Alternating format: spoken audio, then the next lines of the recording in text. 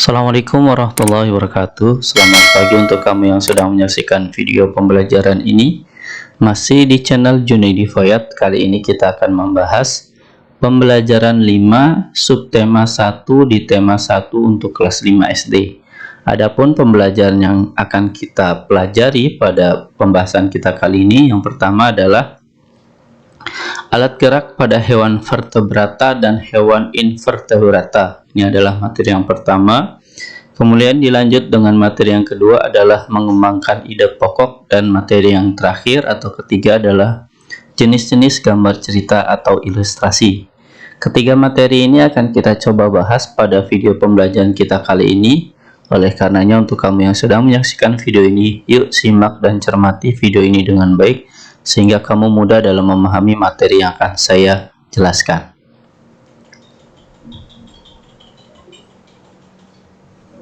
Materi pertama seperti yang tadi sudah kita lihat ya, di cover di bagian depan. Alat gerak pada hewan vertebrata dan hewan invertebrata. Materi ini adalah materi yang bersumber pada muatan ilmu pengetahuan alam dengan kompetensi dasar 3.1 dan 4.1. Berdasarkan ada atau tidaknya tulang belakang di dalam tubuhnya, hewan dibedakan menjadi dua ya, seperti yang kita lihat ya. Hewan vertebrata atau hewan invertebrata. Nah, nama lain dari invertebrata bisa jadi namanya avertebrata. Nah, ini sama sebenarnya namanya, inver atau aver. Dua-duanya sama, satu jenis.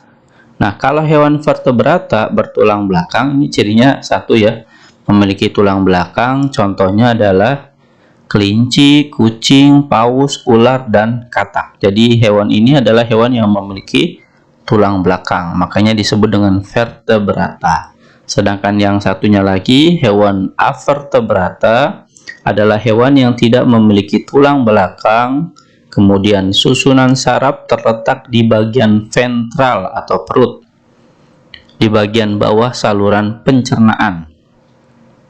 Yang ketiga, memiliki rangka luar dan otak tidak terlindungi oleh tengkorak. Jadi kalau kita manusia kan yang namanya otak terlindungi oleh tulang tengkorak. Nah, di sini kalau avertebrata tidak dilindungi nih otaknya. Kemudian contohnya kalau kita perhatikan di sini ada seafood, ada semut, ada cacing, dan kupu-kupu. Nah, ini macam-macam dari contoh hewan dengan sifat avertebrata atau invertebrata. Mudah-mudahan dari sini kamu sudah terbayang ya, mana hewan vertebrata, mana hewan avertebrata. Kita lanjut ke slide berikutnya.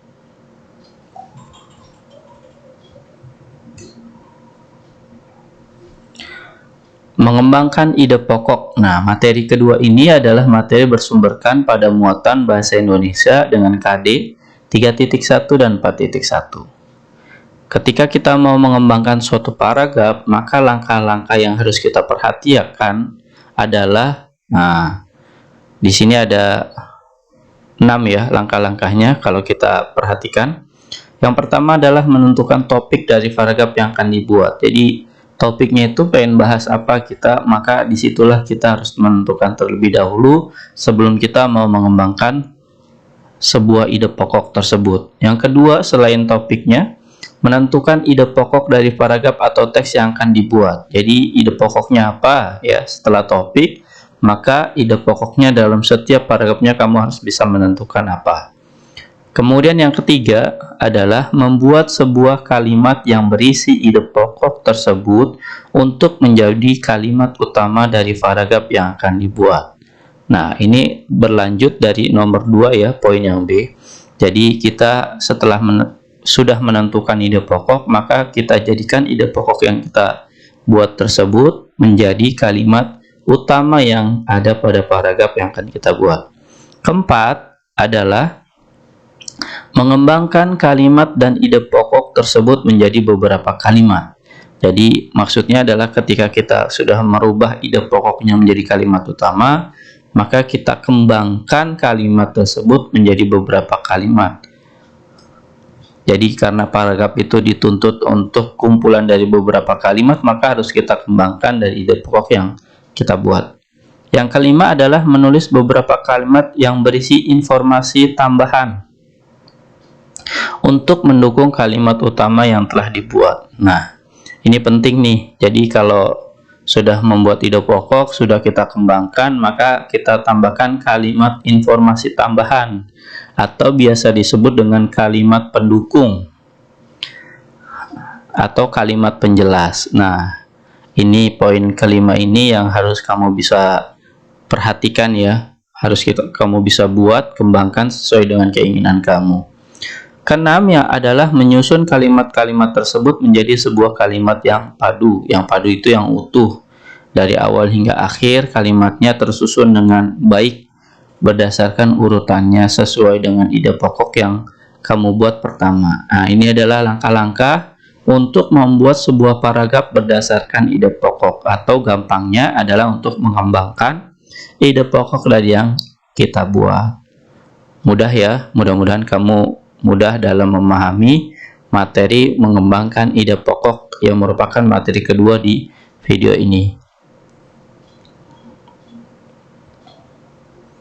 Nah, di sini ada contoh, saya buat contoh, misalkan siput menurut sebagian orang dianggap sebagai hewan yang lamban dan menjijikan. Nah, ini kurang ya, yang lamban dan menjijikan. Dan ini adalah ide pokoknya nih. Nah, kalau kita mau mengembangkan kalimat ide pokok ini, maka menjadi seperti ini. Ini tambahannya ya. Nah, ketika udah ada ide pokok, kita jadikan kalimat utama, maka kalimat pengembangnya adalah bahkan karena gerakannya yang lamban, tidak jarang orang membanding-bandingkannya dengan kelinci. Siput juga dianggap menjijikan karena tubuhnya yang penuh lendir. Jadi ada tambahan sekitar 2 kalimat nih. Jadi ini kalau digabung kalimat utamanya dengan kalimat pengembangnya jadi jumlahnya 3 kalimat dan cukup untuk menjadi sebuah paragraf. Jadi dari sini contohnya, mudah-mudahan kamu sudah terbayangkan bagaimana cara mengembangkan suatu ide pokok dari yang kamu akan buat atau yang kamu telah buat. Cukup jelas dari contohnya, mudah-mudahan benar-benar kamu paham.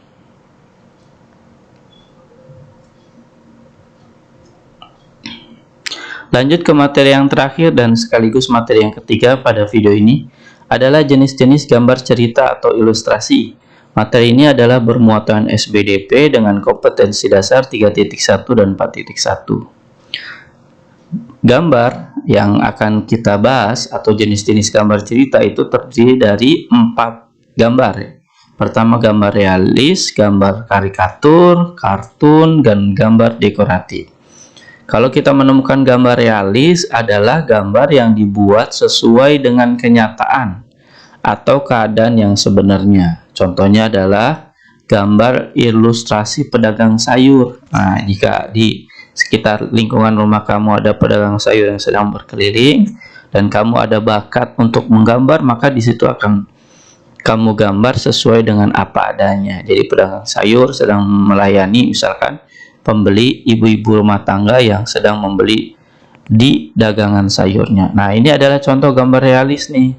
Realis itu nyata gitu, sesuai dengan apa adanya. Ya, kalau adanya begitu, ya gambarnya seperti itu. Tidak dilebih-lebihkan, tidak dikurangi. Inilah pengertian dari gambar realis. Sedangkan karikatur yang sering kita lihat ya di mana-mana adalah gambar yang dilebih-lebihkan. Ada perubahan bentuk pada setiap karakternya. Biasanya gambar karikatur mengandung kritikan atau sindiran. Nah, ini ciri khas dari gambar karikatur ya, mengandung kritikan dan sindiran. Dan kalau seseorang yang pengen digambar dengan gambar karikatur, biasanya beda ya. Contohnya biasanya kalau kita sering lihat dari pelukis-pelukis yang ada, biasanya palanya besar, badan dan tangannya lebih kecil. Nah, ini contoh dari karikatur yang sering kita lihat di pinggir-pinggir jalan yang dibuat oleh pelukis-pelukis atau seniman yang ada di jalan-jalan yang menawarkan jasanya. Kemudian yang ketiga adalah kartun. Nah, kartun sering kita lihat ya di komik ya. Adalah gambar yang mengandung humor terlihat lucu dan mengundang tawa. Gambar kartun dapat berupa gambar manusia atau binatang. Nah, ini prinsipnya ya, bisa manusia, bisa binatang. Sama halnya seperti kartun yang biasa kita lihat atau kita saksikan. Pasti gambarnya manusia atau binatang. Dan terlihat dia mengandung humor, lucu ya, mengandung unsur lucu. Dan yang terakhir adalah gambar dekoratif. Dan ini merupakan jenis gambar yang terakhir pada gambar cerita. Gambar dekoratif itu sendiri adalah gambar yang dibuat dengan tujuan menggambar bentuk benda menjadi lebih indah. Jadi benda yang awalnya biasa, maka ketika digambar dengan gambar dekoratif, maka gambarnya akan menjadi indah. Contohnya ini nih. Ini piring misalkan. Awalnya piringnya berwarna putih saja, tapi ketika digambar dekoratif, maka benda ini ditambahkan dengan tambahan bunga-bunga yang ada di piringnya. Maka gambar ini atau benda ini bernilai indah ketika ditambahkan dengan sentuhan dari si pelukis atau seniman yang membuat gambar cerita dengan gambar dekoratif. Nah, inilah contoh dari gambar dekoratif yang bisa kita lihat ya langsung di video ini. Demikianlah ya, mudah-mudahan dari jenis-jenis gambar ini kamu sudah paham, karena ini materinya sangat mudah ya, bisa menentukan yang mana gambar realis, karikatur, kartun, dan gambar dekoratif.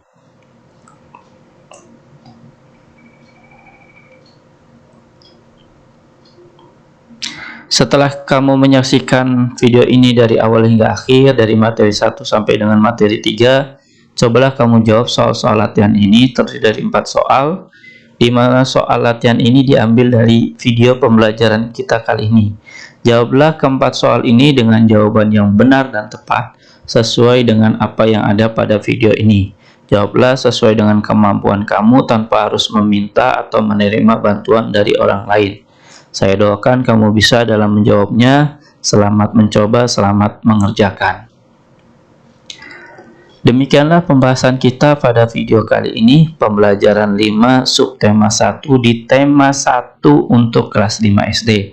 Mudah-mudahan dengan kamu menyaksikan video ini, kamu dapat menambah wawasan dan ilmu pengetahuan kamu. Terima kasih telah menyaksikan video ini. Wassalamualaikum warahmatullahi wabarakatuh.